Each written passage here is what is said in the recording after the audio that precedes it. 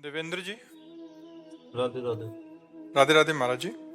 गुरु जी, क्या मैं जब अकेले कोई धार्मिक कार्य या यात्रा करता हूँ ड्यूटी के दौरान, तो क्या उसमें मुझे ये कहना क्या चाह रहे हैं कि इनकी पत्नी कहती है कि मुझे साथ नहीं लेके जाओगे तो तुम्हें फल नहीं मिलेगा, ऐसा?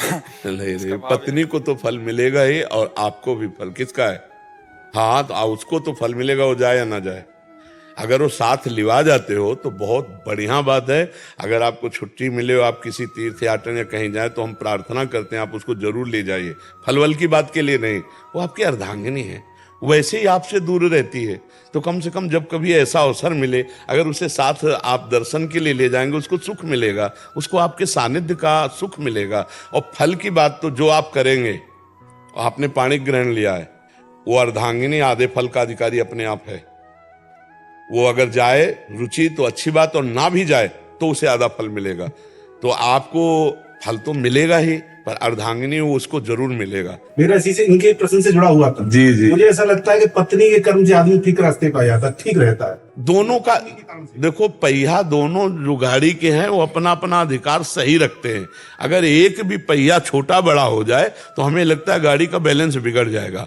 पति और पत्नी दोनों का योग गृहस्थी चलाने में बहुत जोर का है। कभी कभी ऐसा होता है कि पति की स्वाभाविक प्रवृत्तियां सांसारिक होती है, पत्नी भक्तिमान होती है, तो उसके प्रभाव से पति सुधर जाता है। कभी कभी ऐसा होता है पत्नी की प्रवृत्तियां सांसारिक होती है, पति भक्त होता है, तो उसके स्वभाव से सुधर जाता है। दोनों एक दूसरे के पूरक हैं। ऐसा कभी नहीं पाया गया कि एक ही दूसरे की पूरक हुई, दूसरा एक की पूरक नहीं हुआ, ऐसा नहीं है। दोनों एक दूसरे के पूरक है। क्योंकि सृष्टि में जब आप देखेंगे तो बहुत से ऐसे लोग मिलेंगे जिनके पत्नी का स्वभाव पति के स्वभाव से बदला है। कई ऐसी पत्नियां हैं जो अपने बिगड़ैल पतियों के व्यसन आदि छुड़वाकर उनको भक्ति मार्ग में बढ़ाया। तो हमें लगता है दोनों पूरक हैं, दोनों एक दूसरे के पूरक है। कहीं एक से दूसरा पूरक है तो कहीं दूसरे से एक पूरक है। दोनों एक दूसरे के पूरक है। और हम भगवान से ही प्रार्थना करते हैं कि दोनों सद्बुद्धिवान बने, तभी गृहस्थी बहुत सुंदर चलेगी। अगर दोनों का अलग अलग मार्ग, अपनी अपनी रुचि और अपनी अपनी वासना के खेल रहे, जो आज शुरुआत हो रही है, वो बहुत हानिकारक है, गृहस्थी के लिए बहुत हानिकारक है।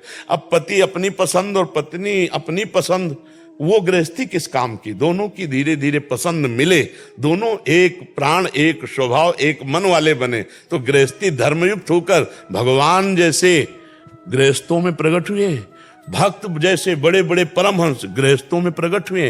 वो गृहस्थी धन्य है जिनके यहाँ भगवत भक्ति हो रही है, जिनके यहाँ महाभागवत संतजन पधारते हैं, चाहे पुत्र रूप में या अतिथि रूप में। जीवन धन्य है उनका। और वो गृहस्थी क्या कि घर गए और कलह अशांति शुरू, वो तो नरक समझो गृहस्थी। और आजकल के जो बच्चे हैं वो इसी स्वभाव से युक्त हो रहे हैं। जो गर्लफ्रेंड बॉयफ्रेंड ब्रेकअप और फिर दूसरा बॉयफ्रेंड गर्लफ्रेंड, इनके स्वभाव क्या होंगे? बहुत चंचल, इंद्रियों के बहुत गलत संस्कार पड़ रहे हैं। ऐसे ही अलग अलग ये गंदे विचार करने वाली प्रवृत्ति पति पत्नी में आसक्ति नहीं हो पाएगी, उनका जीवन बड़ा खतरनाक होगा। तो इसलिए हमें लगता है हमारी समाज में ये जो बाहरी दोष आ गए हैं, बाहर के विलासिता के, ये लिव इन रिलेशन, ये जैसे बहुत गंदे आचरण वाली बातें हैं। पहले होता था कि माता पिता बच्ची को पवित्र बच्चे को ब्याह संस्कार पाणी ग्रहण, वो आजीवन निर्वाह करते थे। एक दूसरे की कमियों को समाहित करके सहन करके आजीवन निर्वाह करते थे। यहाँ तो लव मैरिज होता है, अगले महीने में या साल में वो हो गया डिवोर्स। हाँ, वो कहते हैं प्रेम विवाह। तो बहुत अब जो गृहस्थी है बहुत संभाल के चलाने लायक है। क्योंकि नए नए जो बच्चे हैं उनके संस्कार बहुत गलत हो रहे हैं, चरित्रहीनता बढ़ती जा रही है। तो गृहस्थी में बड़ा समस्या है, चरित्रहीनता बहुत बड़ी समस्या है, और वो बढ़ती चली जा रही है, हमारे समाज में बढ़ती चली जा रही है।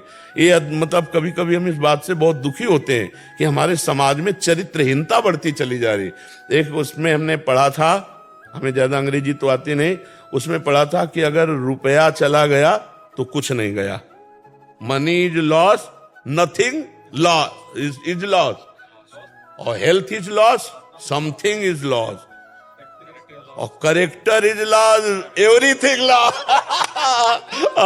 अगर चरित्र चला गया और आज की समाज की सोच उल्टा चलो। आज प्रधानता रुपए की है, चरित्र की नहीं रह गई है, रुपए की प्रधानता है। इसीलिए हमारे जो पवित्र आचरण हो, ये जो आज नए बच्चों में बिगड़ेलपन आ रहा है वो इसी से आ रहा है। हमें भगवान से प्रार्थना और समाज से प्रार्थना है कि माता पिता सुधरें, अपने बच्चों को सुधारें, क्योंकि ये किसी की गृहस्थी बनेंगे जाके।